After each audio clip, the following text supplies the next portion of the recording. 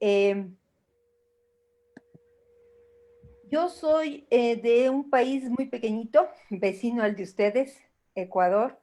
Eh, realmente Perú es mi hermano. Yo siempre siento que mucha de la gente de Perú es parte mía y eso ha sido muy importante. Colombia, no puedo desmerecerlo. Existe un vínculo muy, muy grande con la gente de Colombia y por supuesto Brasil. Jimena hablaba de mi formación. Mi formación es operatoria dental y pues la ejecuté en Brasil y posteriormente odontopediatría, que también fue en Brasil. Mi hijo es brasilero, así que Brasil para mí es mi segunda patria y de lo cual realmente yo agradezco a Dios y la vida. Mi país es muy pequeñito, tenemos muchísimas cosas grandes. Actualmente tenemos muchos grandes problemas, pero tenemos fe que los vamos a salir. Y eso es muy importante. Creo que la unión siempre hace la fuerza y trabajar con gente que tiene principios, que tiene deseos de siempre mejora, va a permitir que mi país también salga.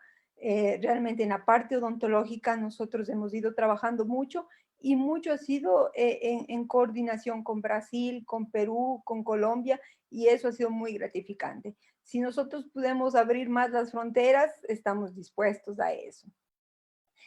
Mi país tiene muchísimas cosas hermosas y yo, pues, como buena ecuatoriana, voy a darles a conocer un poquito de ellas.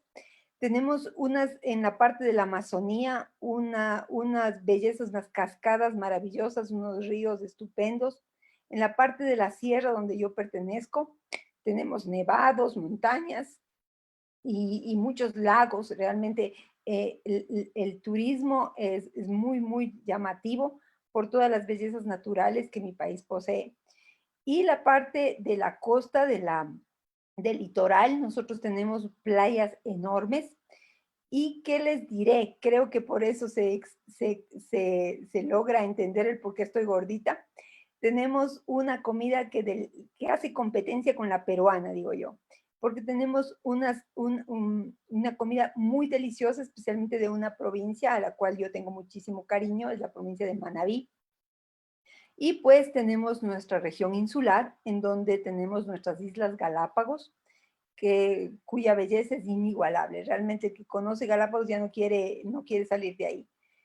Creo que hemos sido hartamente bendecidos y nosotros apreciamos y conocemos esa belleza y queremos difundirla a través del mundo. Pertenezco a esta ciudad, se llama Quito, es la capital. Es la capital en donde se encuentran las autoridades de gobierno, aunque no es la ciudad de mayor ingreso o mayor producción económica. Y yo vivo en una zona muy, muy chiquitita, es un pueblito, es un área rural, se llama Tumbaco, de esta ciudad. Realmente mi formación, como dijo Jimena, yo me formé para abrir cavidades y restaurarlas. Esa es mi formación tanto en el masterado como el doctorado, pero ya el postdoctorado, eh, mi visión fue ampliándose. Entonces me di cuenta de que no necesitábamos tanto abrir, sino mientras menos abría íbamos a tener más éxito. Gracias a Dios he logrado conjugar ese conocimiento, esa experiencia de los años como docente y como investigadora, uniendo todo ese conocimiento de los principios de restauración con los principios de prevención.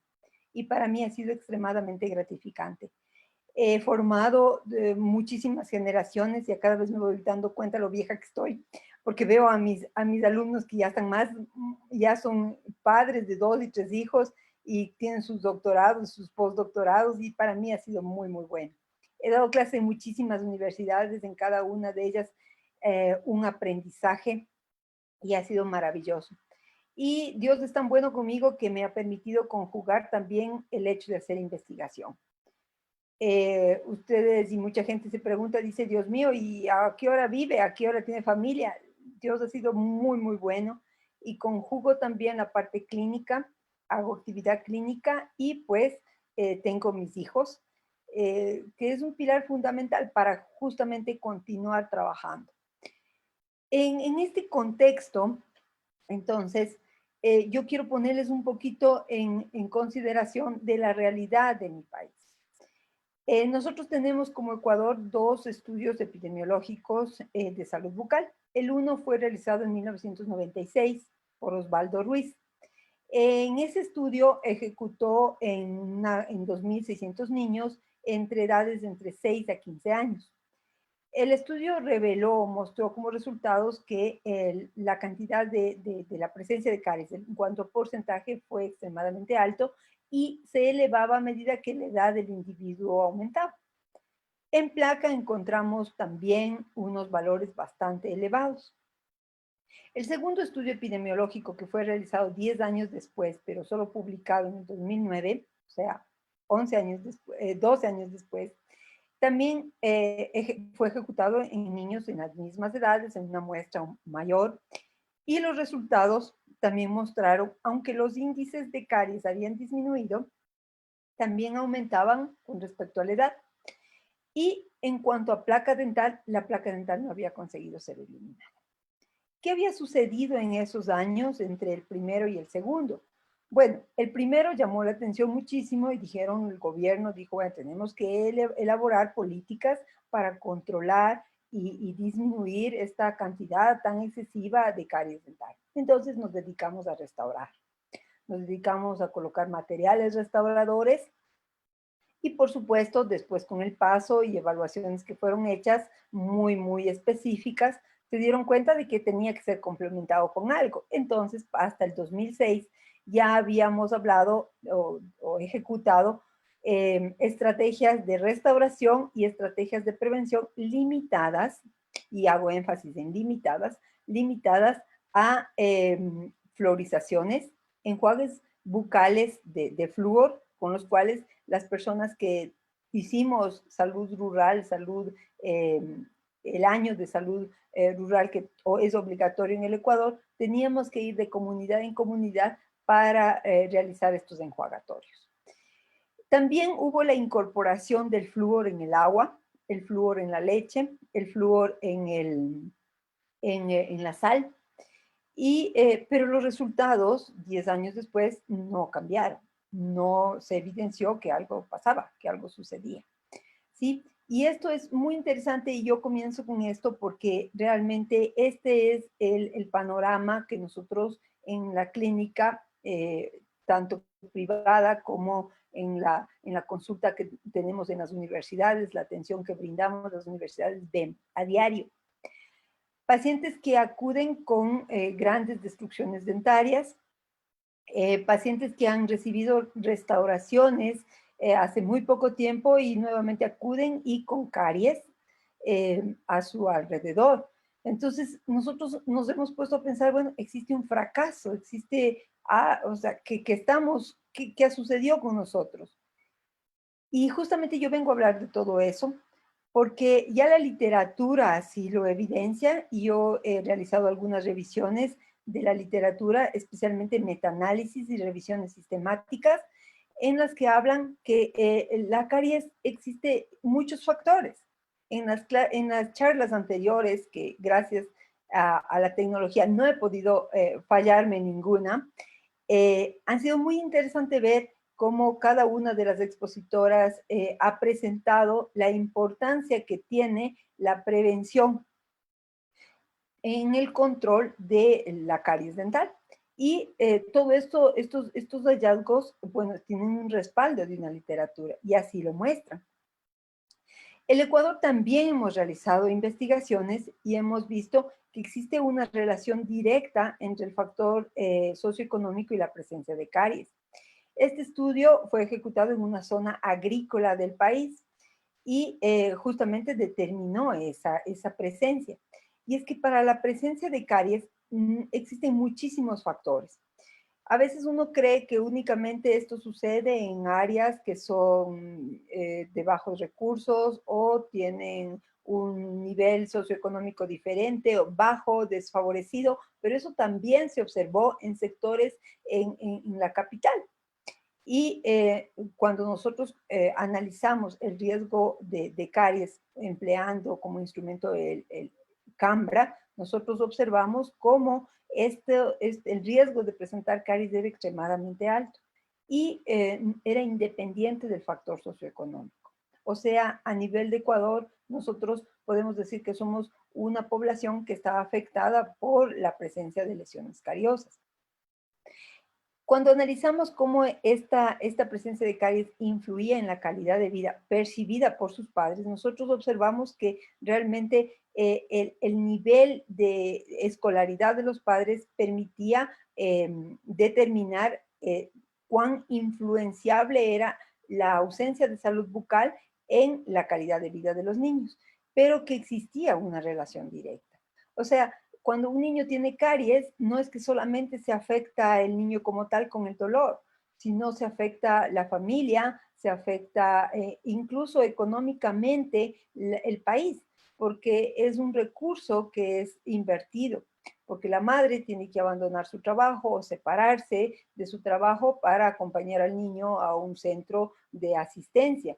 Va a requerir un dinero, va a requerir un tiempo y eso va a afectar.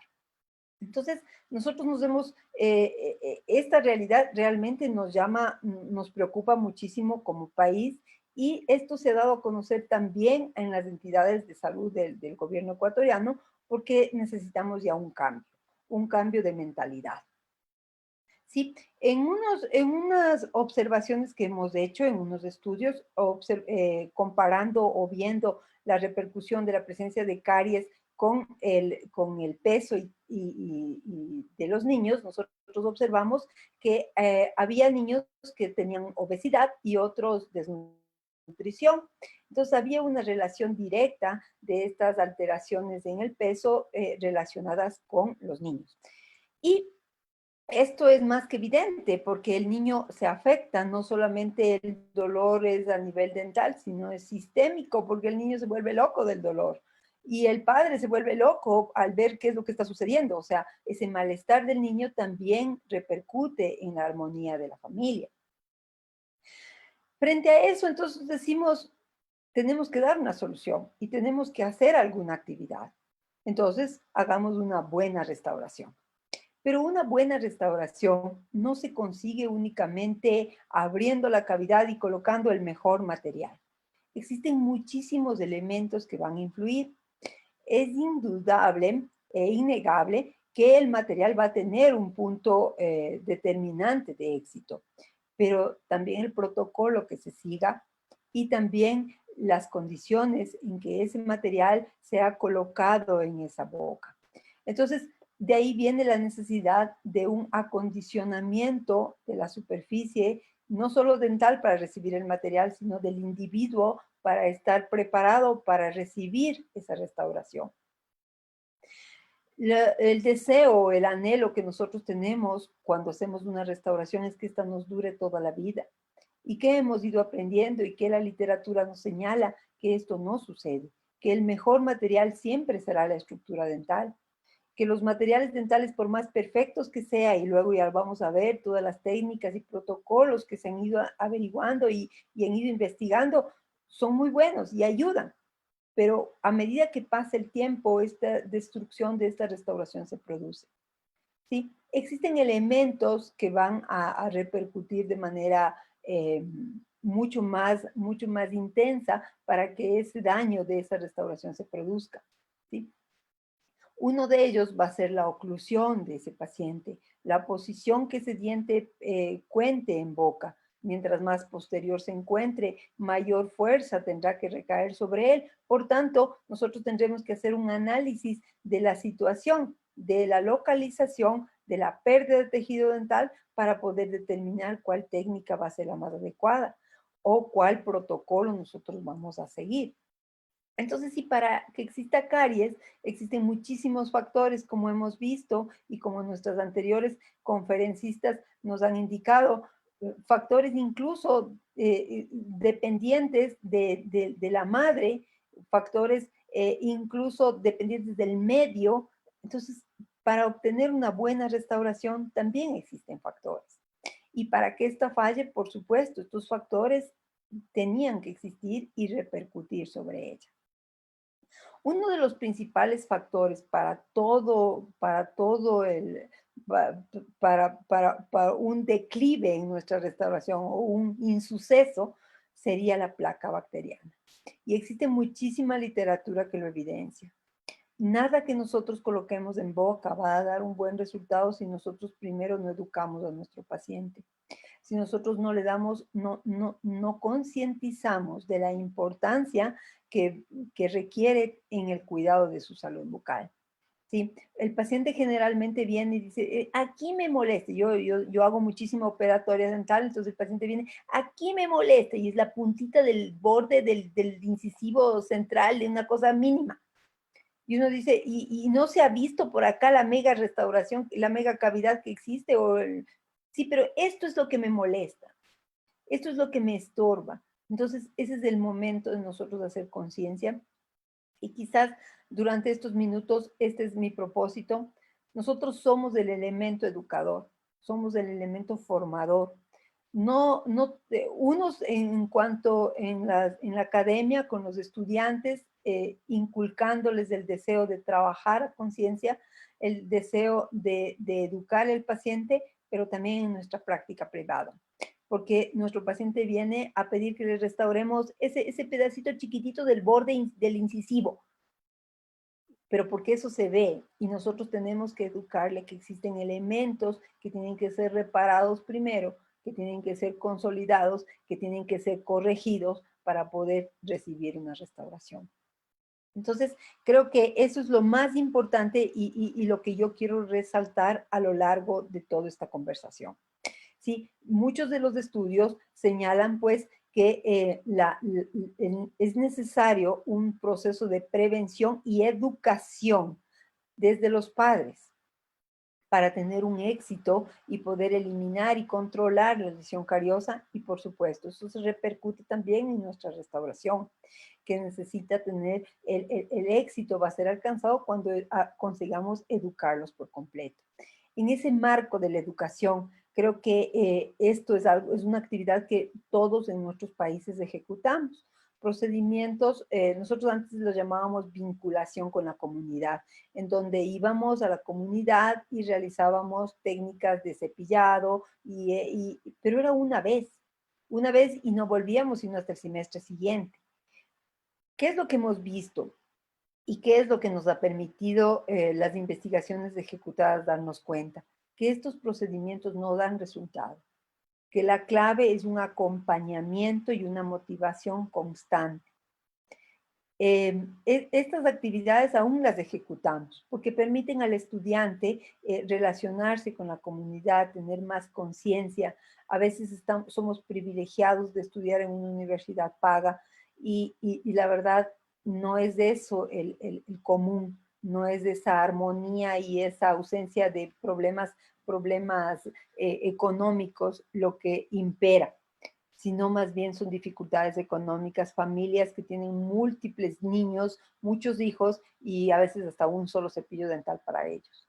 Entonces, nosotros aún realizamos, pero lo que hemos visto y lo que estamos viendo es que es necesario ese acompañamiento. Por eso promocionamos algo que le llamamos el cepillado de acompañamiento, un acompañamiento constante, o sea, un cepillado semanal y por un odontólogo o por el profesor, el cual se ha ejecutado con todo el grupo de los estudiantes.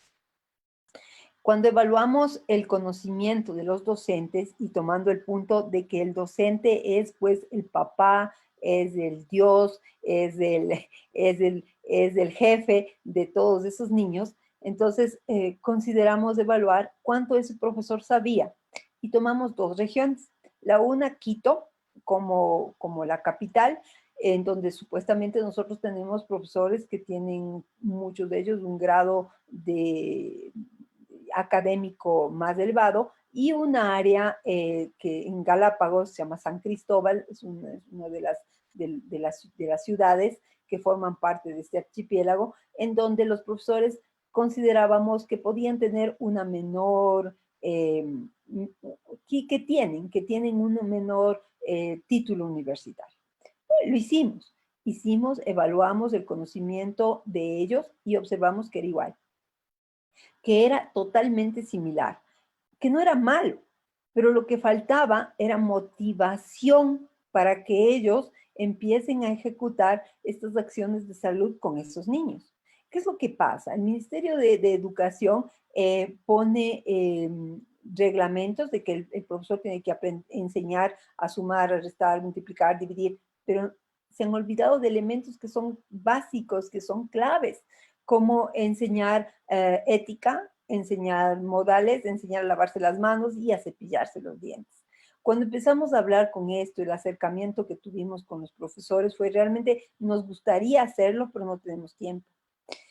Y nuevamente voy a volver a esa primera diapositiva cuando les presentaba y les decía que yo he sido muy, muy afortunada. El 60% de mi tiempo, tal vez el 70%, lo dedico a la docencia, pero el 50% lo dedico a la investigación porque es algo que realmente me gusta. Cuando a uno le gusta, cuando uno le tiene muy metido eso de querer enseñar, de querer divulgar algo, pues uno busca el tiempo. Entonces, ¿qué falta en estos profesores? ¿Por qué el fracaso que tenemos? Nos falta es justamente motivarles, enseñarles la importancia de mantener esos dientes en buen estado. En alguna escuela me pasó algo interesante. Yo hice este cepillado que les digo con acompañamiento y bueno, enseñaba al profesor y le hice parar en la mitad y le dije, vamos a cepillarnos los dientes. Bueno, el profesor es quien se cepilla los dientes. Yo como estudiante tengo que cepillarme también. Entonces, los niños empezaron a cepillar y el profesor se acerca muy suave y me dice, ¿me saco la prótesis o me dejo puesta? Yo le digo, quédese puesta, que vean los niños que tiene dientes y que usted se los lava. O sea, en ese momento nosotros rompemos esa grada, esa distancia y nos hacemos parte de ellos. Lo que nos falta a nosotros, y eso lo digo con muchísimo dolor, es bajarnos de un pedestal que nosotros nos hemos puesto como los doctores que atendemos y ser parte de la comunidad. Sentarnos con los profesores, explicarles cada una de las actividades y enseñarles que es tan importante que el niño sepa leer, sepa sumar, pero también cuidar su salud.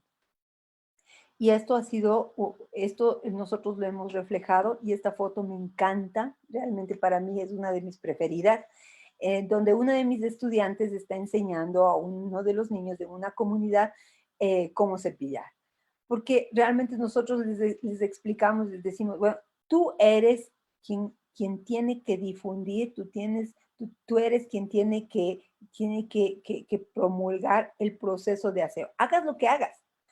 Ella es ahora cirujana maxilofacial, pero ella nunca se olvida. Y siempre que yo pongo esta foto, yo hago referencia a ella. Porque realmente vos hagas lo que hagas, lo primero que tienes que enseñar es a cepillar. De lo contrario, todo lo que hagas va a fracasar. Entonces, meternos de eso y inmiscuir en ese mismo pensamiento a nuestros alumnos, a nuestros pacientes de nuestra práctica, va a ser la clave para nosotros. ¿Sí? Pero yo les decía también que en mi país tuvimos un boom de colocación de flúor. Nosotros tenemos muchas montañas. Cuando les indicaba de dónde soy, cómo soy, les mostraba que tenemos una zona andina muy, muy rica en montañas extremadamente mineralizadas. La incorporación de este flúor en el agua que fue ejecutado tras el primer estudio epidemiológico fue hecho sin ninguna evaluación criteriosa o sin una minuciosa evaluación de cada una de las zonas. Y pues ya teníamos aguas con altos niveles de flúor por su mineralización propia, por estar cerca de zonas volcánicas, y sin embargo fue incorporado flúor en las aguas de abastecimiento. Entonces teníamos niveles de flúor extremadamente altos. En esta evaluación, por ejemplo, nosotros fue realizada en 3 zonas del Ecuador y observamos que existía una gran cantidad de flúor. de fluorosis en grados generalmente de 2 según el índice de TF. Cuando averiguamos y nos pusimos a investigar la cantidad de flúor en el agua, vimos que ya no había. Entonces, perfecto, ¿qué está pasando? Al inicio nosotros vimos que teníamos grandes cantidades de flúor en el agua que llegaban hasta 3 partes por millón. Y después ahora vemos que tienen 0.7, 1 parte por millón de flúor en el agua. A ver, algo está sucediendo. Bueno, aparte del flúor también tenían otros elementos minerales como el arsénico y estaban provocando una intoxicación. Entonces, eso hizo que los gobiernos, no por el flúor, sino por el arsénico, realizaran una desfluorización mezclando aguas que no tenían ningún tipo de mineral. Y eso hizo que los niveles de flúor bajaran. Sin embargo, nosotros tenemos actualmente una gran cantidad de población afectada con fluorosis. Los niños también tienen fluorosis. Entonces ahí viene la pregunta, ¿pero por qué tienen fluorosis? Si nosotros hemos visto y el agua no tiene fluorosis, ¿qué es lo que está pasando? Entonces empezamos a investigar que existían otros factores relacionados con la presencia de fluorosis y nos dimos cuenta de un hecho interesante. Era la pasta dental y su consumo involuntario. No estamos en contra del empleo de la pasta dental con flúor. Al contrario, nosotros preconizamos. Lo que estamos en contra es de su ingesta o de su uso indiscriminado, o sea, su gran cantidad.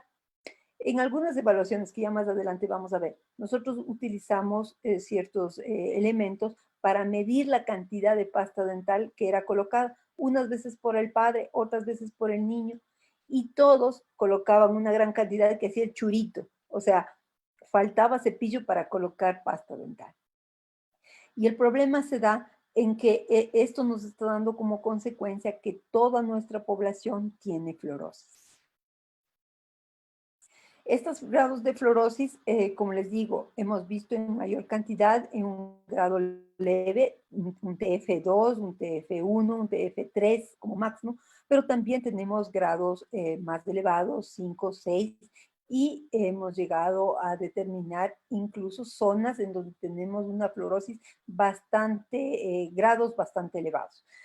Y entonces vinieron evaluaciones que queríamos realizar. Bueno, perfecto. Si tienen esta fluorosis, veamos qué los desencadenó, o sea, por qué se presentó. Y encontramos más argumentos que dan sostén al hecho de una ingesta involuntaria. Porque generalmente son padres de familia que tienen muy poco recurso, el cual adquirió una pasta dental y entregó al niño, no realizó un acompañamiento ni tampoco una guía, y nunca recibió ese padre una guía de la cantidad de pasta a utilizar, y por tanto le dio guagua al niño la pasta dental, y bueno, pues él simplemente, el niño mitad se chupó, mitad colocó en el cepillo, y no consiguió cumplir la función que esa pasta y ese cepillo tenían en boca. Por eso es que nosotros todavía vemos pacientes con una gran cantidad de fluorosis y una gran cantidad de placa. Y esto lo hemos visto de forma constante en algunas de las investigaciones que hemos realizado. Esta también fue ejecutada en Pimampiro en años recientes y observamos, Pimampiro es una zona muy cerca, o sea, en Imbabura, que es una de las provincias muy cerca a la frontera con Colombia, y hemos visto que la fluorosis también es compartida con nuestros hermanos colombianos, el mismo problema, y encontramos grados de fluorosis también 2, y lo relacionamos o fueron relacionadas con la ingesta involuntaria de dentífrico.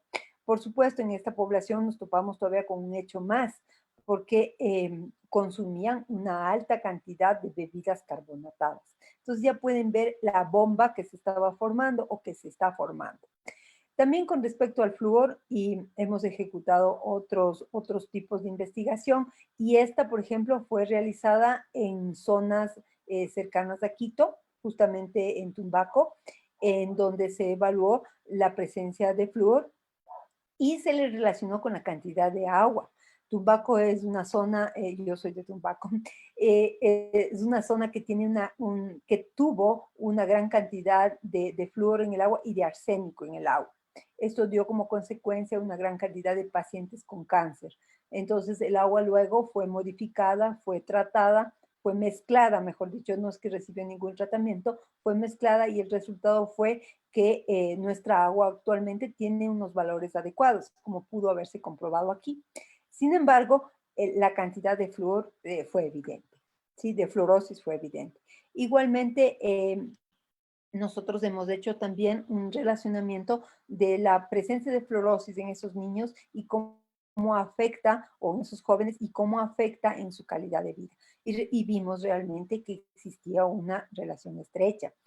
Y vimos también que guarda relación, lastimosamente, presencia de fluorosis con el nivel socioeconómico que esa familia poseía.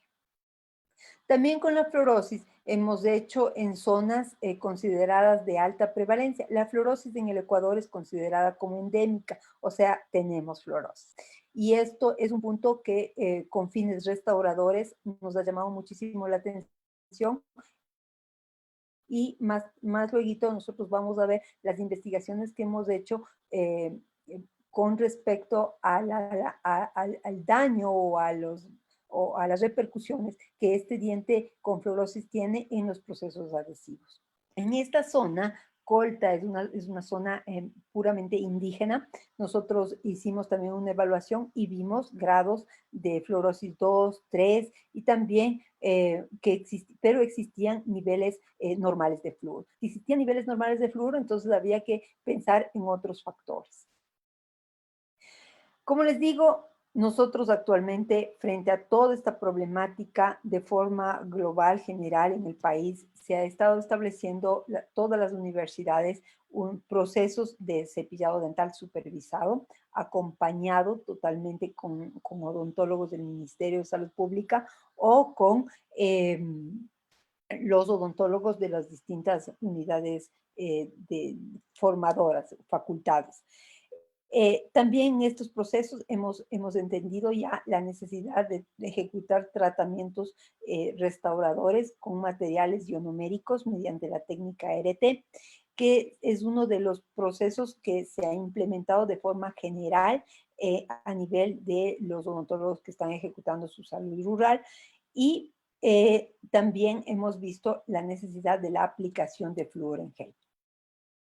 Dejando un poquito de lado ya el flúor el flúor en barniz, dejando de lado un poquito el flúor de gel por la ingesta ya involuntaria que este podría ocasionar o desencadenar y provocar daños que podrían ser mucho mayores, ¿sí? Sin embargo, la literatura señala que el éxito en una restauración o en la supervivencia de una restauración se debe generalmente a ciertos problemas en las restauraciones porque ellas sufren ciertas fracturas. Entonces, ahí viene la necesidad de pensar que nosotros estamos trabajando con una estructura dental que está alterada por la fluorosis y la cual tiene encima más caries y nosotros necesitamos realizar actividades sobre ello. ¿Está bien? En otro estudio que ejecutamos, vimos que existía una influencia total en la longevidad de las restauraciones adhesivas y que la higiene oral inculcada o dada a conocer a través de los padres y visualizada en los niños era el éxito o sinónimo de éxito o fracaso en la restauración. Estos hallazgos han sido muy interesantes para nosotros porque nos han abierto las puertas, nos han abierto la mente para tomar nuevas políticas que han sido dadas a conocer ya a las instituciones de gobierno para que vean los resultados y puedan tomar cartas en el asunto. Entonces, pero lastimosamente aún tenemos la placa como nuestro problema y aún tenemos la necesidad de esas restauraciones.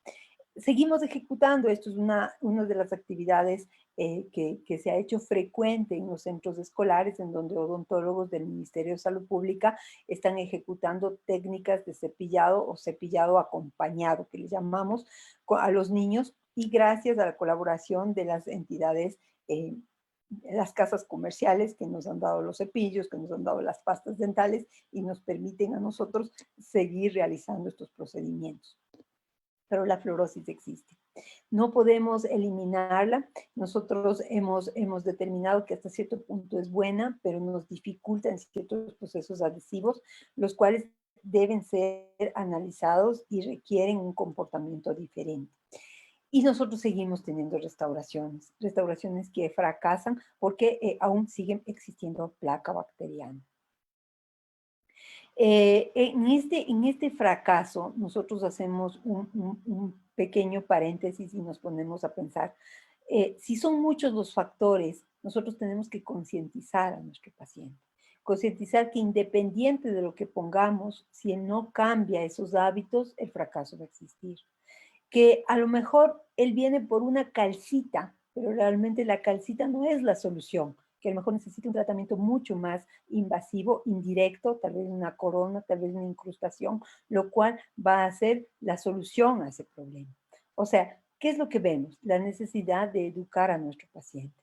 Él viene pidiendo una atención, él viene con un conocimiento limitado, porque él no es dentista, pero nosotros sí somos dentistas, nosotros tenemos la obligación de educarlo, instruirlo y guiarlo para recibir el mejor tratamiento restaurador.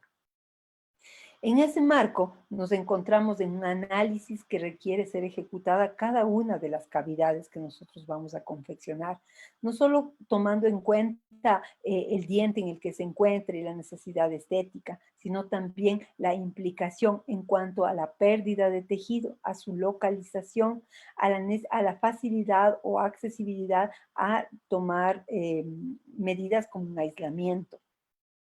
¿Sí? Y en ese punto hemos hecho también investigaciones y esta es a través de algo que se denomina elemento finito, en donde nosotros hemos observado que la distribución de fuerzas va a depender mucho del istmo, o sea, de la apertura de la restauración. En este estudio fueron elaboradas restauraciones indirectas con resina compuesta y con disilicato de litio y fue comprobado o evaluado a diferentes istmos, aperturas, y se observó que la resistencia es mucho mejor cuando este istmo no es tan amplio, es apenas de 2.5 milímetros. Entonces, guiarle a nuestro paciente, él viene por la restauración cita, pero nosotros tenemos la obligación de irle instruyendo para dónde o cuál es el mejor procedimiento que él requiere, que en su boca requiere recibir.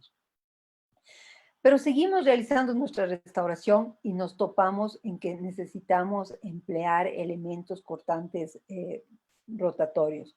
Realmente, cuando nosotros hablamos de que los elementos cortantes rotatorios nos vienen a ayudar a simplificar la vida, nos ponemos a pensar en las repercusiones que ahora estamos viviendo. Nosotros hemos visto cómo el COVID ha ido acabando no solamente la economía, sino también nuestra tranquilidad, nuestra paz, nuestra espiritualidad y a veces poniéndonos a prueba con muchas cosas muy difíciles. Y cuando hablamos del diente, yo les invito a pensar que existen ocasiones que es necesario regresar un poquito a nuestros orígenes y pensar que existen instrumentos cortantes manuales con los cuales yo puedo volver a aplicarlos y devolver o entregar a esa superficie dental en las condiciones adecuadas y óptimas para recibir un material restaurador. Por supuesto, en este punto es necesario pensar en que si yo voy a hacer una restauración y esta es adhesiva, yo voy a necesitar un campo que se encuentre totalmente seco, que se encuentre totalmente libre de contaminación. Y esto solamente lo encuentro cuando yo empleo el aislamiento absoluto. Los procesos de adhesivos tienen éxito cuando han sido ejecutados con un aislamiento absoluto. Siempre les digo a los alumnos, a veces nos da miedo, dice, es que el paciente no le gusta, es que el paciente no va a poder respirar. Bueno, pensemos, la literatura dice que las fallas en las restauraciones, independiente que sea, son debidas a un manejo o una falta de un criterioso análisis de la situación para selección adecuada del material a emplear o del tratamiento a ejecutar. El aislamiento absoluto nos alivia la vida. Yo les decía siempre a los estudiantes, vos aísla y luego va, tómate un cafecito y regresa, no pasa nada. Vos puedes estar tranquilo de que esa superficie va a quedar totalmente limpia, va a quedar totalmente seca, que tú vas a estar tranquilo, que vas a poder trabajar con total paz. Los procedimientos adhesivos requieren una minuciosidad, seguir los protocolos y respetarlos hasta el pie de la letra. Cuando esto no se da y cuando rompemos el primer principio, que es un ambiente totalmente seco, libre de humedad, nosotros estamos perjudicando. Entonces, yo pienso que este virus que nosotros con el que ahora estamos viviendo y que nos ha afectado tanto, nos da enseñanzas, nos lleva a pensar en que necesitamos replantear nuestra vida. Si nosotros nos disfrazamos literalmente como astronautas para entrar al consultorio y tomar contacto con el paciente, nuestro diente necesita también ser protegido. Nuestro diente necesita ser tratado.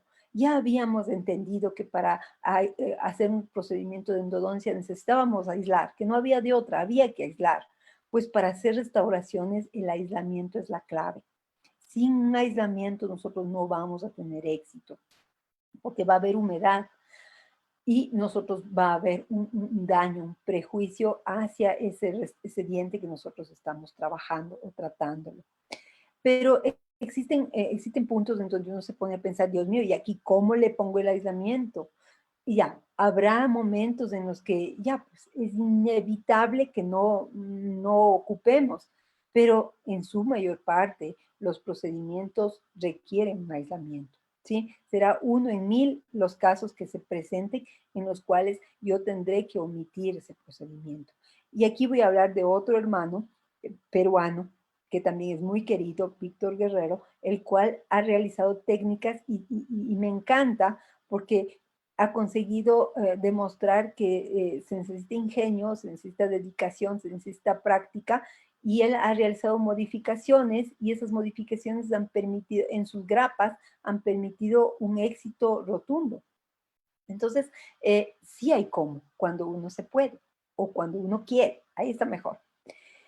Pero seguimos con el procedimiento restaurador y nos encontramos que así yo pase una cuchareta o un recortador de margen gingival, no sé, un cincel o una fresa, yo voy a formar un barrillo. Este barrillo dentinario se llama barrillo dentinario, lama dentinaria, esfregazo, que es bueno porque va a tapar los túbulos dentinarios y me va a evitar que exista una sensibilidad por el movimiento de los fluidos. Perfecto, muy bien, pero también tiene un montón de elementos, sangre, restos de tejido y un montón de elementos que pueden perjudicar en los procesos adhesivos. ¿Qué se habla actualmente? Unos hablan de eliminarlo por completo, otros hablan de mantenerlo. Realmente entre uno y otro lo más adecuado sería una modificación, disminuirlo en su espesor. ¿Cómo? Con tratamiento de limpieza, limpieza en la cavidad, con un cepillo Robinson para eliminar y disminuir esa espesura de esa capa.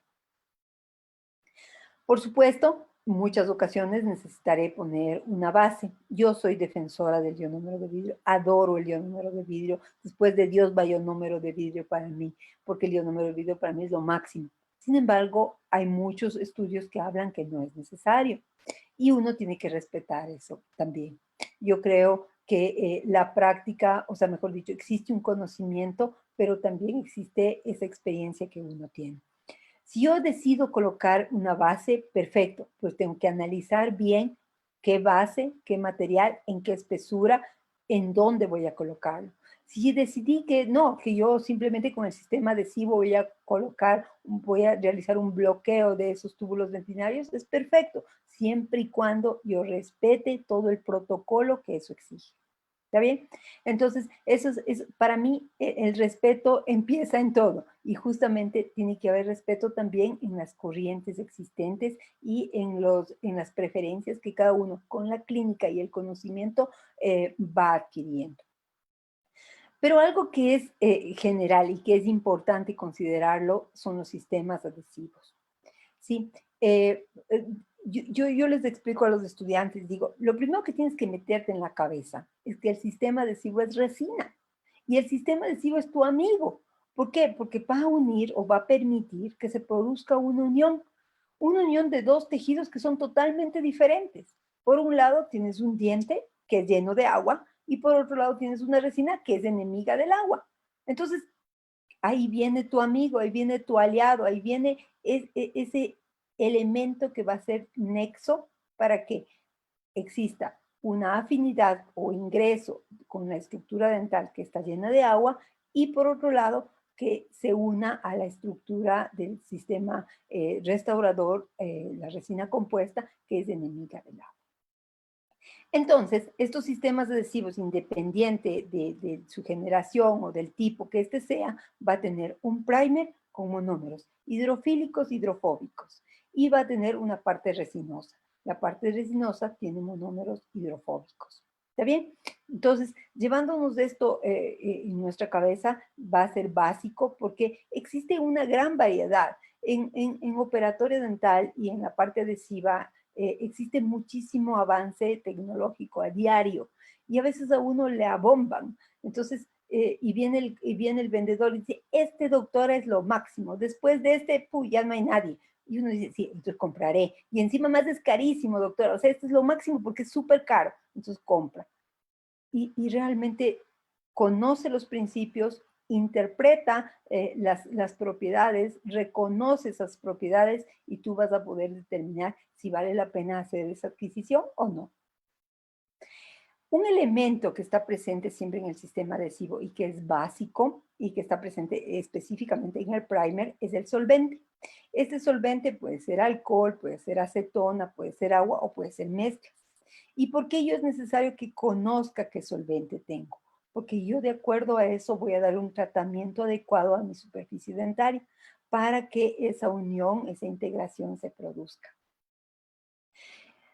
De forma general, los sistemas adhesivos se han dividido en generaciones. Esa es una de las clasificaciones que comúnmente se ejecuta. Pero existe una que me parece que es mucho más real. Y es sistemas adhesivos que necesitan el ácido fosfórico para su previo a su colocación, que los denominamos sistemas adhesivos de condicionamiento ácido. Este de condicionamiento total o condicionamiento total, este condicionamiento total, esos sistemas adhesivos de condicionamiento total pueden ser en dos frascos, en donde tengo un primer por un lado, un adhesivo por el otro. Si nos vamos por generaciones, estos corresponden a la cuarta generación.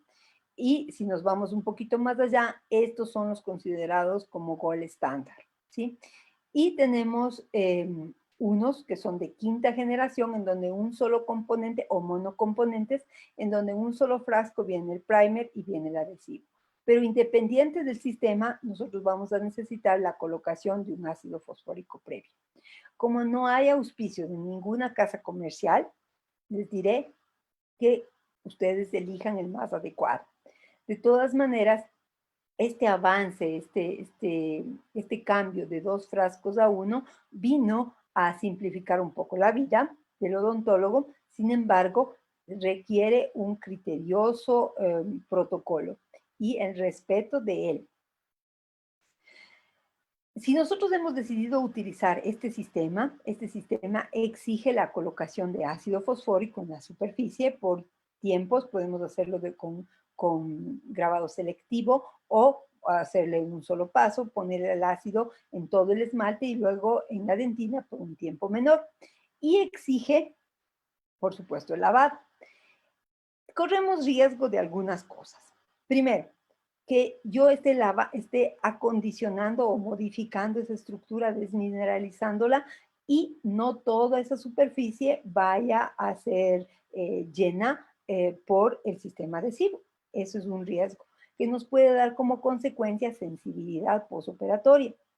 Entonces el paciente viene y dice, perfecta, lindísima la restauración, doctora, o sea, linda, ni se le nota, pero ¿cómo me duele? fracaso en la restauración. ¿Por qué? No es por culpa del ácido, es porque nosotros no hemos avanzado a colocar de la forma adecuada el sistema adhesivo para que llene, para que ingrese en esa superficie que fue desmineralizada de forma previa. Esto ha llevado a que actualmente empiecen, no actualmente, porque ya desde el 2000 e incluso antes, empiezan a aparecer los sistemas autocondicionantes.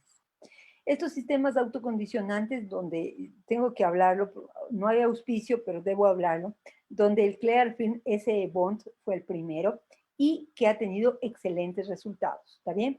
Ha sido muy, muy bueno. Estos sistemas autocondicionantes tienen un primer con el ácido, se llama primer acidificado.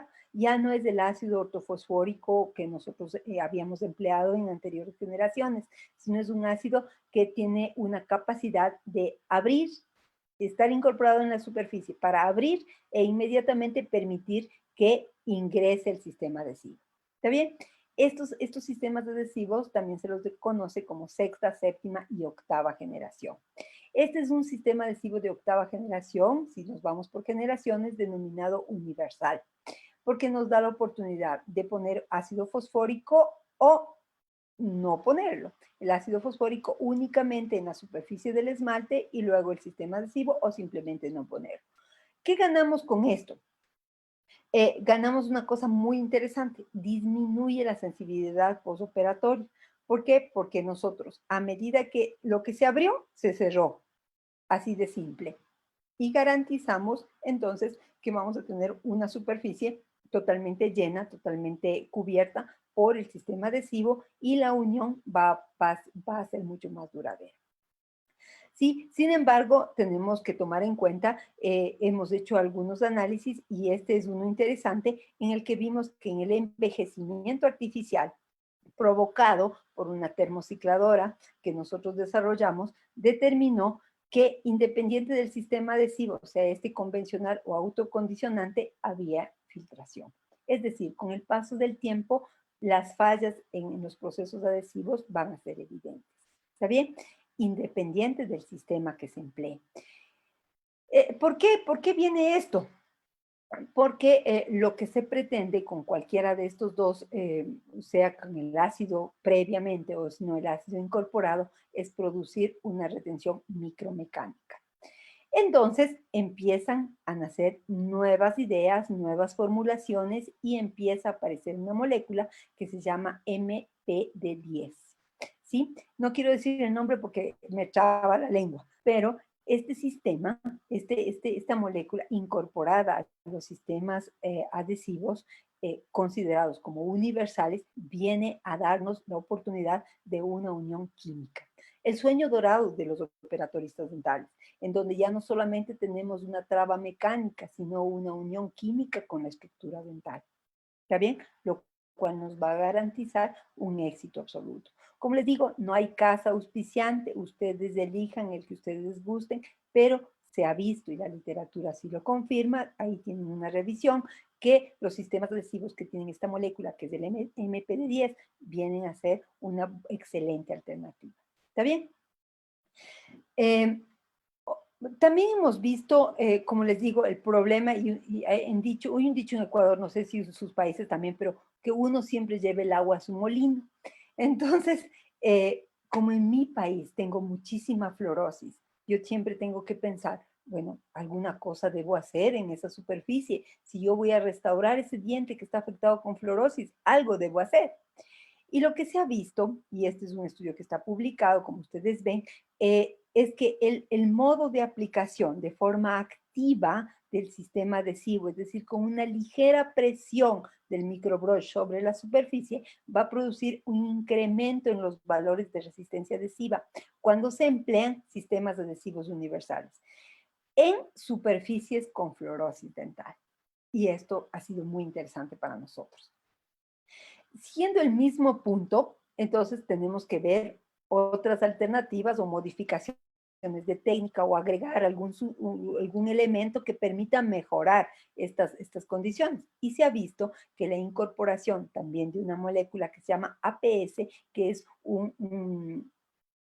que un reemplazo a la canforoquinona como un activador del sistema adhesivo y de la resina permitiría mejores valores de resistencia adhesiva cuando ocupado en dentina radicular. ¿Está bien? Este compuesto, este aditivo, pertenece a la casa FGM, pero por supuesto no hay auspiciante, no hablamos, no decimos. ¿Está bien? Entonces, en resumen, aparentemente la técnica de colocación del sistema adhesivo es clave, porque necesitamos aplicar con una cierta presión, pero sin hacer demasiada fuerza, el sistema adhesivo y máximo en dos capas, sin encharcar, sin colocar una piscina, sino simplemente humedecer, cuidando de que esa superficie se encuentre húmeda, brillante y no en grandes cantidades. Y si por cosas de la vida yo dejé en grandes cantidades, pues necesito absorberlo, retirarlo con otro microbrush seco que permita recoger los excesos de sistema adhesivo. Y tras la colocación, sí, nosotros realizar la fotopolimerización.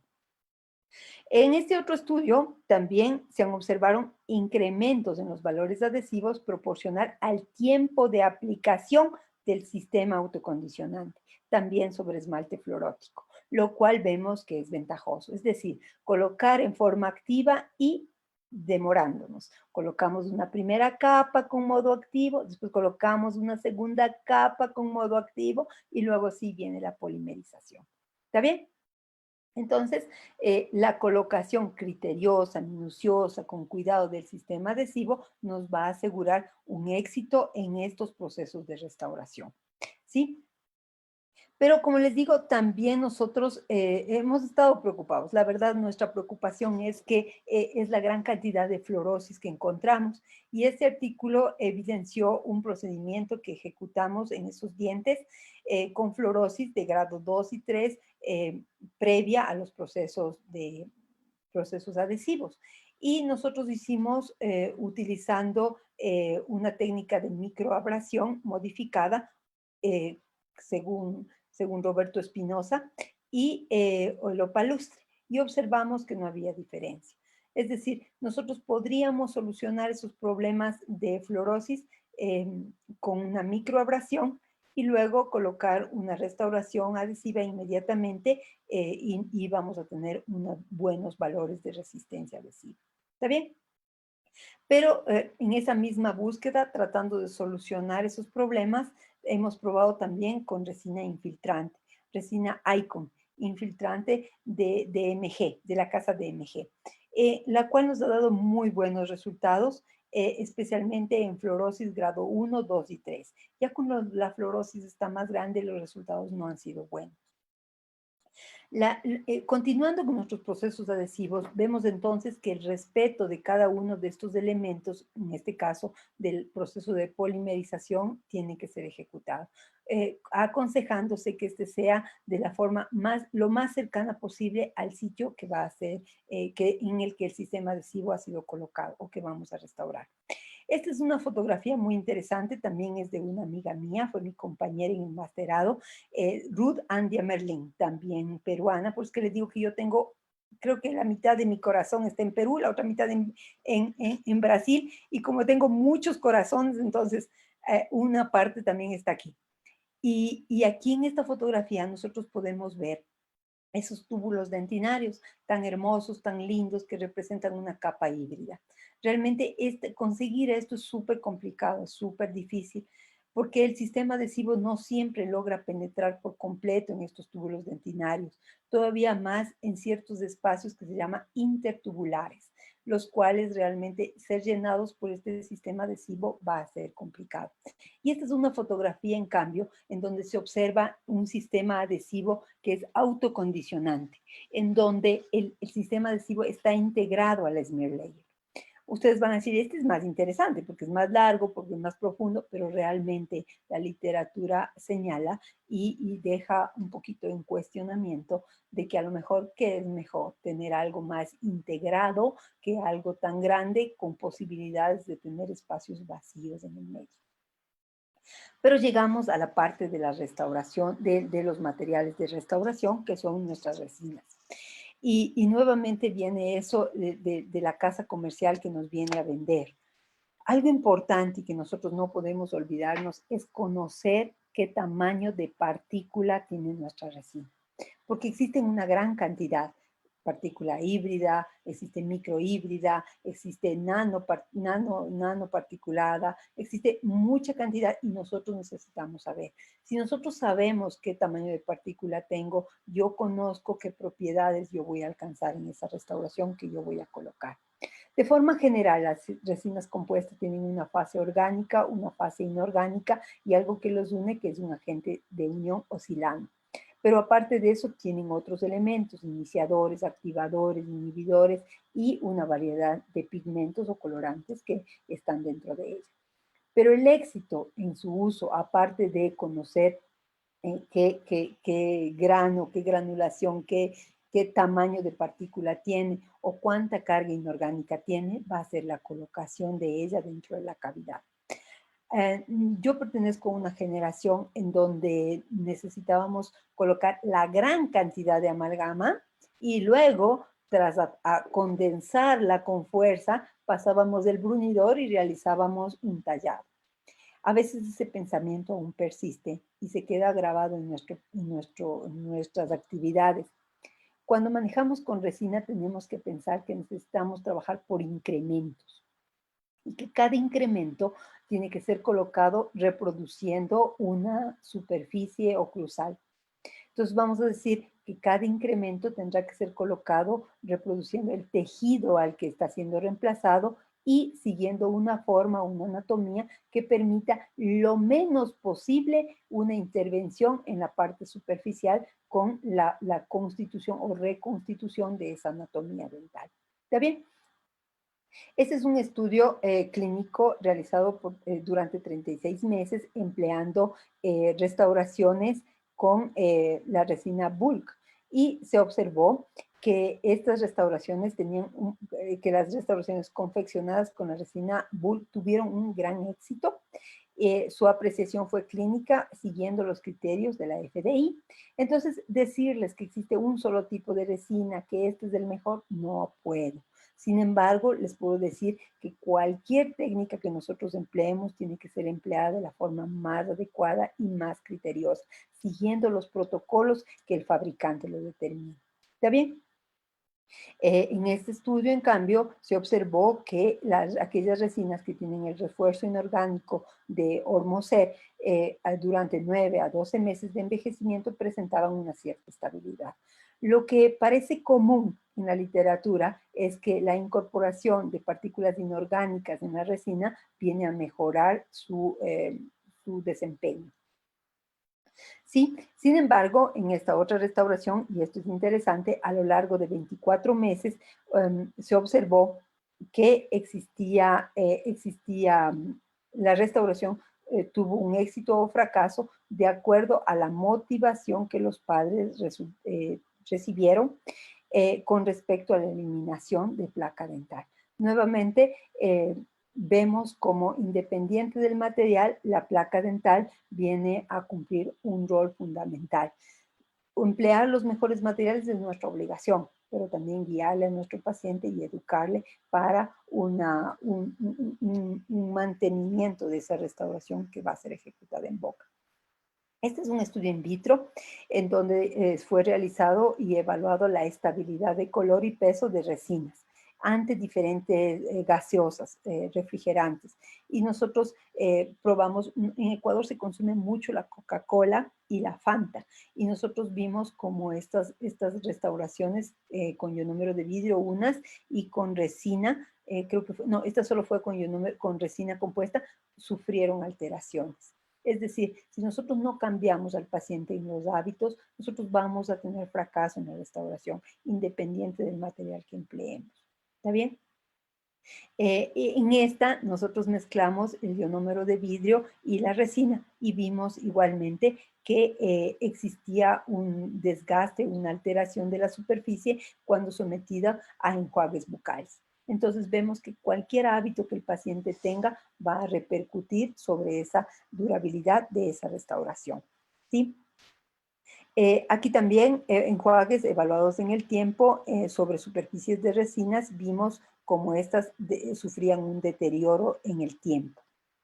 ¿Sí? Y aquí vemos cómo incluso el pH de la saliva va a influenciar sobre la estabilidad de las restauraciones. Entonces, no es únicamente el material, es incluso aspectos sistémicos que el paciente tiene y que desencadenan en alteraciones en el pH de su saliva. ¿Sí? Pero seguimos colocando nuestra restauración. Y ya vamos por las últimas capas. Entonces, seguimos colocando y devolviendo esa anatomía que ese diente requiere tener con las distintas geografía tan sinuosa que es nuestra superficie oclusal y requiere ser reproducida no en la última capa, sino desde las primeras, desde cuando vamos colocando las primeras capas de resina. Diferenciando que tenemos resinas para esmalte, resinas para dentina y que cada una requiere ser empleada y colocada en una espesura adecuada. Por supuesto, para terminar con un pulido. Pero el pulido no lo hacemos solamente porque brille, sino el pulido lo hacemos porque necesitamos una superficie totalmente lisa que inhiba la presencia de placa. Sí, existen, este es un trabajito que nosotros hicimos en donde comparamos dos técnicas de remoción. Esto fue parte de nuestra tesis y aquí Rosa Ana no me deja negar cómo sufrimos cada uno en nuestros países, en donde hicimos remoción completa versus remoción parcial de caries y demostró que no existió diferencia entre las dos técnicas. ¿Sí? Y el factor decisivo del éxito fue la ausencia de placa. Y esto ha sido un hallazgo muy interesante y que nos ha abierto a nosotros, a mí como educadora, un cambio. O sea, si yo quiero enseñar a restaurar, tengo que primero enseñar a prevenir y a mantener lo que yo voy a colocar.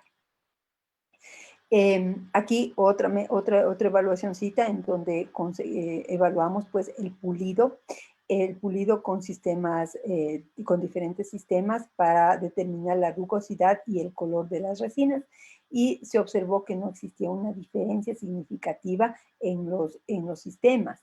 O sea, nosotros podemos, no importa, no compres algo y digas, este es lo máximo para pulir. Utiliza todo el sistema, sí. Pero existen mucha variedad de sistemas. El que emplees, empléalo por completo. Y si puedes ayudarte con pastas de pulido, pues adelante, utilízalas porque son ideales, porque nos van a dejar la superficie lo más lisa posible y nos va a permitir conservarla. ¿Está bien? Como vemos, el éxito de nuestra restauración no depende de un factor, no depende y depende más bien de un análisis, de un diagnóstico por completo, en donde la evaluación de la presencia de placa o la presencia de hábitos de higiene adecuados va a ser fundamental y va a ser el éxito. Y así lo refieren diferentes estudios, ¿sí? El éxito de una restauración, tenemos que entender, depende de la cantidad de tejido perdido, pero también del paciente, de los hábitos que él tenga y del comportamiento que él ejecute al mantener esa restauración. Y por supuesto, la higiene bucal es básico. Alguien me decía, ¿por qué pongo fotos de mis hijos? Esta es mi hija, pues, se ve por los despeinados. Y yo les digo, porque yo educo. Y yo, si yo me busco el tiempo para realizar tantas cosas, es por ellos, porque yo quiero que mañana también mis hijos puedan educar, puedan reproducir.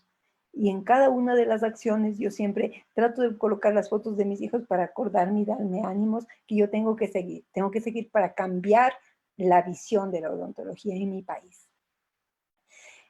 Bueno, pues la limpieza es fundamental y viene a ser la clave total del éxito de la restauración, independiente de los procedimientos, de los materiales que empleemos, esa va a ser la clave. Sí, y si nosotros queremos tener restauraciones que sean perfectas, casi imperceptibles, entonces tendremos que respetar todos los protocolos destinados para ello, ¿sí? Analizando por completo tanto las condiciones del diente como las condiciones del individuo. ¿Está bien? Y existen muchísimos estudios que así lo determinan, o sea, no es un invento y nosotros simplemente, nuestros pequeños estudios han sido cosas pequeñas que reafirman y que confirman la situación en nuestro país. ¿Está bien? En estos estudios se ve que el mayor tasa de fracaso se da en aquellas restauraciones que comprometen las superficies proximales. Por eso ellas requieren un mayor cuidado, requieren un mayor, ser ejecutadas con el respeto absoluto de los protocolos. Y esto que ustedes han visto y han visto muy, bueno, esto es fácil en un adulto. No, también es posible en un niño. La experiencia me ha llevado a poner en contacto, a llevar el conocimiento de una operatoria que se ejecuta en adultos, también en niños, con excelentes resultados. Y hemos hecho incrustaciones en niños con excelentes resultados, siempre y cuando se respeten todos los principios, se respeten todos los protocolos de restauración que están instituidos. Entonces, para alcanzar el éxito restaurador, existen muchas cosas, muchos elementos, un diagnóstico adecuado, una intervención temprana. Y aquí tengo que resaltar nuestro proyecto, mi proyecto precioso, en donde 4 universidades estuvieron inmiscuidas durante 2 años, desde el proyecto de salud bucal en Galápagos, en donde 8 investigadoras fuimos a trabajar con niños. Un dato interesante, 8 investigadoras, 7 de las cuales odontopediatra y yo. Y aquí quiero decirles que siempre, siempre, si uno quiere, uno puede. Y esta foto me encanta porque demuestra que cuando uno quiere puede hacerlo arrodillado, acostado, parado, sentado, no sé cómo, pero cuando uno quiere, uno lo consigue. Aquí estamos autoaprendizaje porque hemos determinado que si alguien conoce algo, ese alguien tiene que repartirlo. Y con respecto a fluorosis, nosotros hemos realizado algunas actividades de capacitación entre nosotros para estar preparados para un futuro, nosotros poder hacer un levantamiento de fluorosis a nivel de país. Y han sido algunas ocasiones que nos hemos presentado a pedir auspicio, dinero, no hemos recibido, pero tampoco hemos desfallecido. Y por último hemos decidido que si sale de nuestros recursos lo hacemos, pero que lo hacemos, lo hacemos. Y esto fue una preparación muy interesante en donde estuvimos reunidos, somos 15 facultades en el país. Estuvimos reunidos 10 facultades, uno de cada uno y a veces un poquito más, y el resultado fue extremadamente interesante. Entonces, con un diagnóstico adecuado, una intervención temprana, vamos a dar como resultado una técnica restauradora adecuada. Nosotros hemos visto que el éxito es mientras menos haga, voy a tener más éxito en mi restauración. Y que el flúor en barniz es una clave excelente para alcanzar el éxito en lo que nosotros nos hemos propuesto, que es el control de la lesión cariosa. Por supuesto, esta restauración adecuada, técnica de restauración adecuada, viene de mano con la higiene dental. No hay nada, todo va a fracasar si no existe higiene bucal. El éxito está dependiente de esos hábitos que instauremos en el paciente. Y aquí está justamente eso que les decía de esa automotivación y autoeducación, en donde cada uno de nosotros ha puesto su grano de arena, estamos las universidades, y cada uno va contribuyendo y estamos aquí capacitándonos para la evaluación, para aprender a evaluar fluorosis. Ha sido muy interesante, realmente yo quiero decirles que lo que ustedes han visto, el hecho yo de estar aquí sentada ante esta selecta audiencia latinoamericana, es fruto de un montón de uniones, de fusiones, de gente que ha trabajado conmigo y que me ha permitido aprender muchísimo de ellos. Eso ha sido para mí extremadamente rico y creo que es lo que define el éxito que ustedes han visualizado aquí en estas investigaciones. La fusión que hemos tenido con grandes maestros, aquí tenemos el profesor Alessandro Lugercio, que públicamente sin él realmente, si algo hemos aprendido es con él, porque en adhesión nos ha abierto las luces terriblemente y nos ha permitido trabajar, pese a las limitaciones, pese a esa pobreza que hemos pasado de no tener una infraestructura adecuada. Bueno, nosotros lo hemos hecho, hemos conseguido y ha sido gracias a esas uniones. Y esas uniones no existirían si nosotros no tuviésemos también nuestros estudiantes. Ellos son base fundamental. Este es el grupo, una parte del grupo que trabajó en Galápagos, odontopediatras entregadas totalmente y que yo siempre estaré agradecido por ellos. Fusiones, como les digo, con María Beatriz Ferro, con Leslie Caso también de Perú, muchos amigos de Perú, Farid González de Colombia, que conoce muchísimo de fluorosis y que nos ha nutrido bastantísimo. Otro amigo peruano que realmente es fundamental, es mi hermano, Marco, que realmente con el que hemos aprendido muchísimo en cuanto a adhesión. Y pues estas fronteras se siguen extendiendo y Cristina Rockenbach, que manda muchísimos saludos para todo el grupo aquí. Ella hizo su doctorado también en la Universidad Federal de Río Grande del Sur y recuerda con mucho cariño a Jimena y a Marcia y también a Rosa, agradecida siempre. Bueno, esta extensión se va yendo también a otros ámbitos y tengo que señalar que hemos aprendido muchísimo en cuanto a revisiones sistemáticas, no a ejecutarlas, pero a interpretarlas, a leerlas, y eso ha sido por muchísima gente. Esto nos ha dado como consecuencia que nosotros saquemos algunos productos, tenemos algunos libros propios ya del Ecuador, y eso ha sido súper grato. Ya vamos por nuestro 7º libro, y ha sido muy interesante porque hemos aprendido.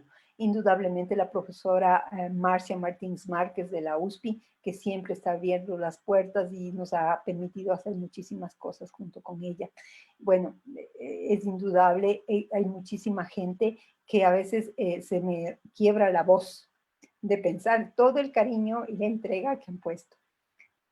Y pues yo digo que si Marcia dice, vente para acá, Ana, allá vamos. Y siempre agradecida por tomarme en cuenta, por considerar a mi país, por considerarme a mi persona. Muchísimas gracias por su atención. Yo estoy lista para resolver alguna inquietud de esta existir. Bien, bien, Ana, perfecto. Me ha gustado mucho tu presentación y quiero resaltar algunas cosas. Una de las cosas que quiero resaltar es que tú has insistido mucho en lo que tiene que ser la higiene bucal, o sea, ver las cosas como tienen que ser y insistir mucho en la parte educativa. Te felicito también por todos los trabajos de investigación que has presentado, hechos por ti y por todo el equipo que está trabajando contigo. Te felicito mucho realmente y es muy bueno. Bueno, hemos hecho algunas cosas juntas también y ha sido una experiencia bonita ver lo que has recordado ahora, hacer remoción parcial, que nos fue tan difícil, que parece algo tan simple, pero que nos corrigieron mucho al comienzo porque nosotros nos dimos remoción total, completa, ¿no? Entonces, bueno, fue una experiencia buena y, y agradecerte por la participación y haber aceptado. Y estamos en un grupo de amigos realmente latinoamericanos que estamos haciendo varias cosas juntos.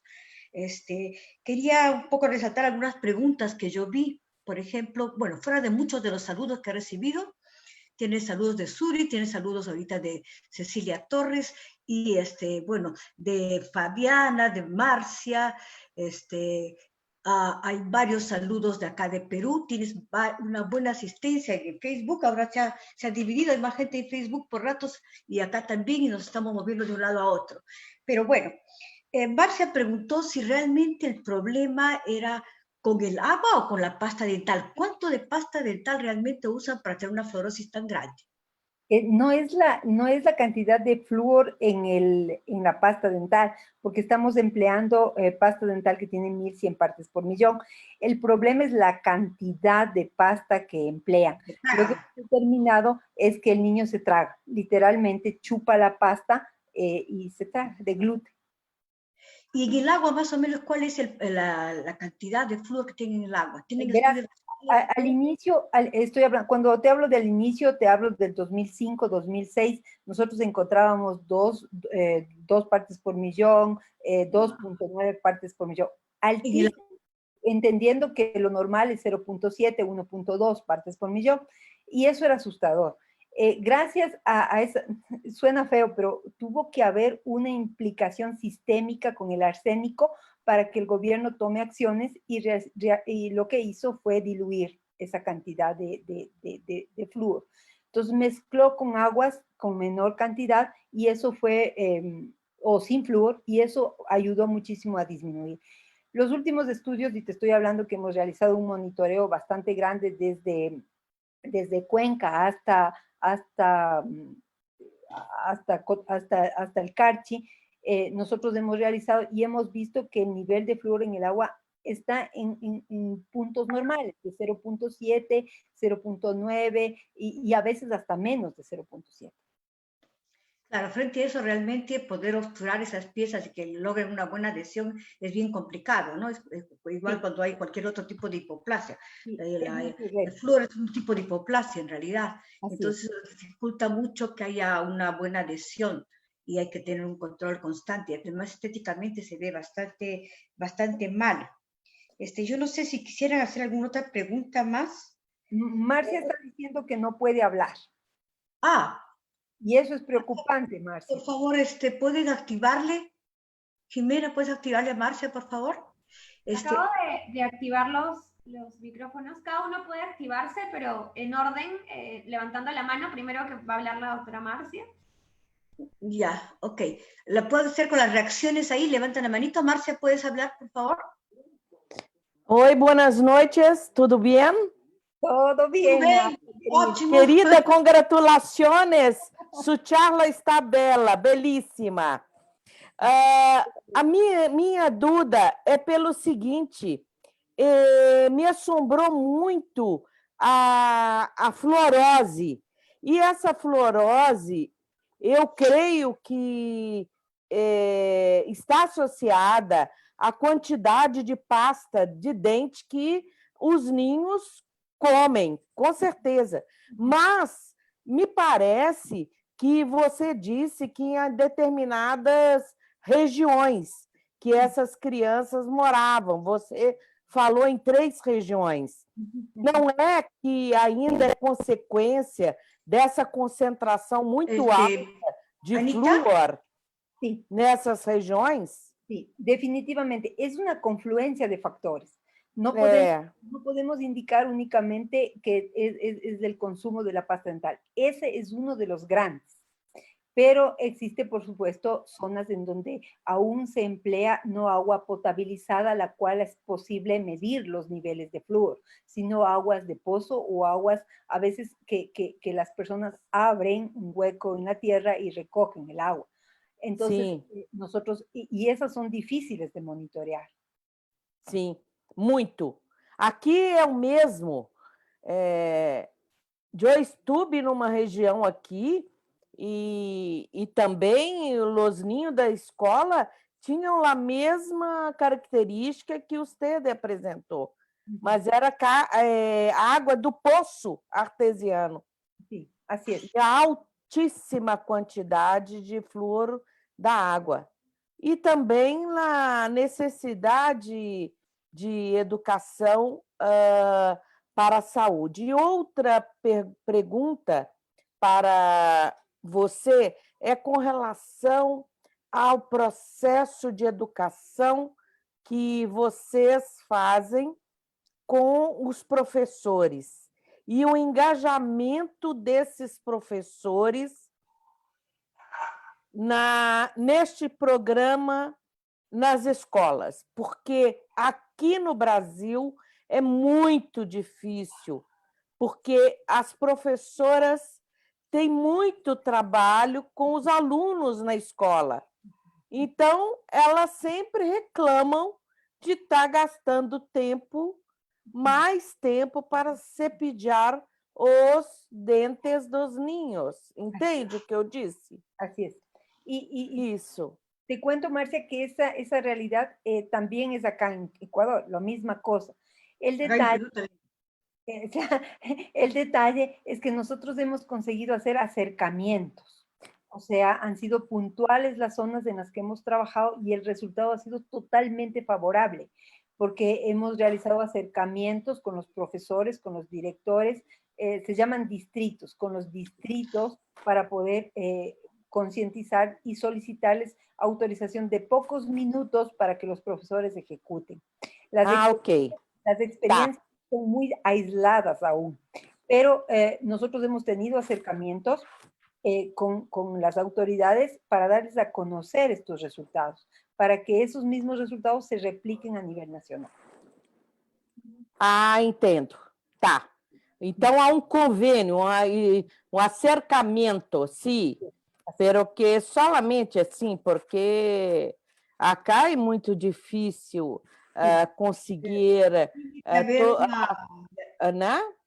Tiene que haber de alguna manera una directiva de educación. Sí, sí, para sí. que trabajar Sí, sí. de alguna manera comprometidos, sí. Eso yo creo que pasa en todas partes, no es tan fácil, ¿no? Pero me hizo acordar algo interesante, Anita, yo estuve hace muchos años en la UBA, en la Universidad de Buenos Aires, que tenía una experiencia en misiones, y trabajaban exactamente como las fotos que tú has mostrado, en los mismos colegios, en las mismas aulas, los niñitos echados, con la doctora Bordoni, Noemí Bordoni, hicimos un trabajo bastante interesante. Ellos iban, todavía creo que siguen yendo, iban todos los años, 2 semanas, y atendían 3 colegios totalmente. Iban con los alumnos y con las condiciones que había se lograba hacer todo de muy buena calidad, muy bien hecho, y se hacía un seguimiento. O sea, yo creo que cuando hay apoyo y cuando hay un programa bien definido, realmente se puede hacer muchas cosas. Pero la parte educativa que tú dices, el hecho de que uno, yo creo que una cosa que aprendimos bastante, Marcia, con ustedes ahí en la URGES, en la Clínica de Infantos Juveniles, es que realmente tenemos que ver al paciente viendo si hay sangrado gingival, si hay placa bacteriana visible o no, y tratar de cuantificarla y controlar. Y solo así las cosas realmente funcionan. Bueno, fuera de que tiene que haber un buen diagnóstico, un buen protocolo y todo lo demás. O sea, se unen muchas cosas para que algo realmente tenga buen fin, ¿no? Yo creo que eso es clave. Yo no sé si alguien tiene alguna pregunta más por acá. A ver. Acá dice, es la realidad de las escuelas, las maestras están muy, muy atareadas con la educación y cepilladas, se dificulta la educación, es muy importante, eso nos hablan de Suri, es un comentario importante. Yo creo que en eso coincidimos toda Latinoamérica, de alguna manera el trabajo no es tan fácil, pero no hay que desmayar, pues hay que seguir haciendo. No hay que desmayar, es necesario continuar y yo solo quiero agradecerles. Ustedes son mis hermanos, yo ya le he dicho y no me voy a cansar de decir, Marcia me dice, vente y ahí estoy, en lo que me invites. Igual, Rosana, muchísimas gracias. Claro, por supuesto. Gracias a todos. Un abrazo fuertísimo, virtual. Gracias. Nos vemos. Chao, chao. Muchísimas gracias. Muchas gracias, Marcia, a todos los que nos han estado con nosotros. Nos hemos dividido bastante ahora entre Facebook y el otro lado. Hay varias personas que están al otro lado, están viendo ambos lados. Les agradezco mucho la presencia y yo creo que va la anfitriona, la doctora Jimena Concha Melgar, ya va a cerrar todos. Un beso para todos. Gracias. Jimena. Aló, dime, ¿vas a despedir? Sí, solo para hacerles recordar que nos pueden contactar para cualquier iniciativa que se les ocurra, si tienen ganas de participar de repente dando alguna conferencia o apoyar con alguna actividad. Estamos totalmente abiertos para poder recibir cualquier comentario o sugerencia a través de estos medios, el Facebook, el correo de la POPS, y tenemos un WhatsApp de un grupo también de algunos socios, amigos de la POPS. No es un medio oficial, pero es alguna manera también de comunicarnos y estar interactuando de alguna manera. Pueden enviar un mensaje por WhatsApp a este número de aquí y este número los puede agregar al grupo que tenemos.